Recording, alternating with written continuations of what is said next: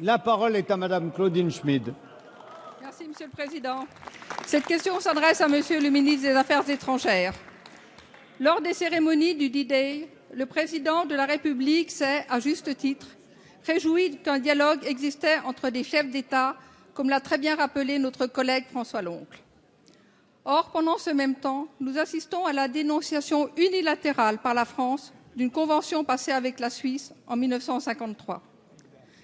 Une dénonciation est toujours un échec.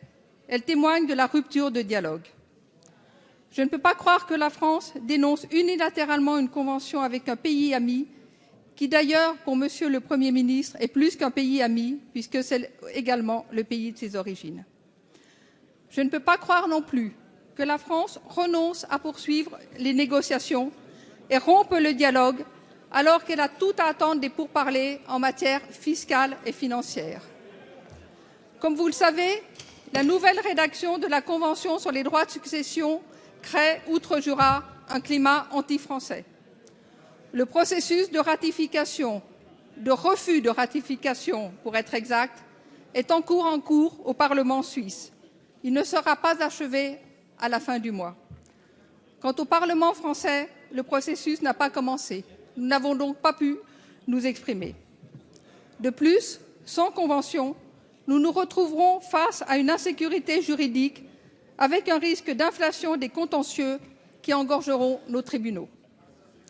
Monsieur le ministre, j'ai deux questions. Tout d'abord, allez-vous renoncer à ces dénonciations avec toutes les conséquences néfastes qu'elle entraînera pour la France, non seulement en termes fiscaux, mais aussi d'investissement et d'emploi de nos compatriotes? Ma seconde question porte sur le rôle de notre diplomatie. N'est-il pas de permettre le maintien du dialogue et d'exiger la reprise des négociations par notre administration? Je vous remercie. Merci. La parole est à Monsieur Christian Eckert, secrétaire d'État chargé du budget. Merci, Monsieur le Président. Mesdames, Messieurs les députés, Madame la députée Claudine Schmid. En matière d'imposition des successions, la France était liée à la Suisse par une convention signée en 1953. Cette convention n'était pas satisfaisante. Elle permettait des situations de sous-imposition, voire de double non-imposition sur des transmissions transfrontalières, y compris sur des biens situés en France.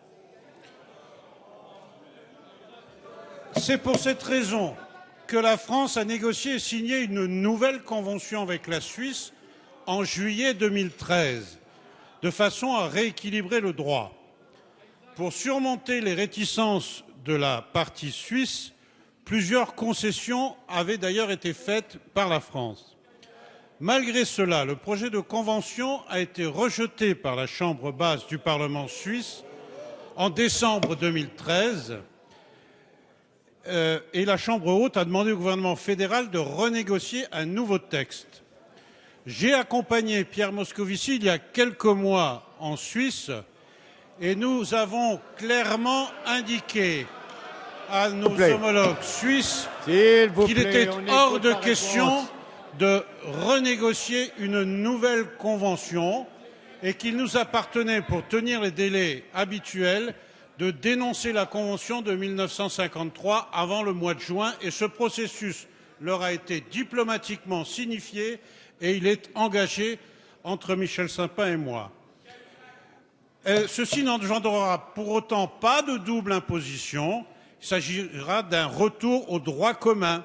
Cette disposition est utilisée pour la très grande majorité des successions. Pour autant, Michel Sapin signera à la fin du mois une convention sur d'autres types d'impôts et nous continuons le dialogue avec nos homologues.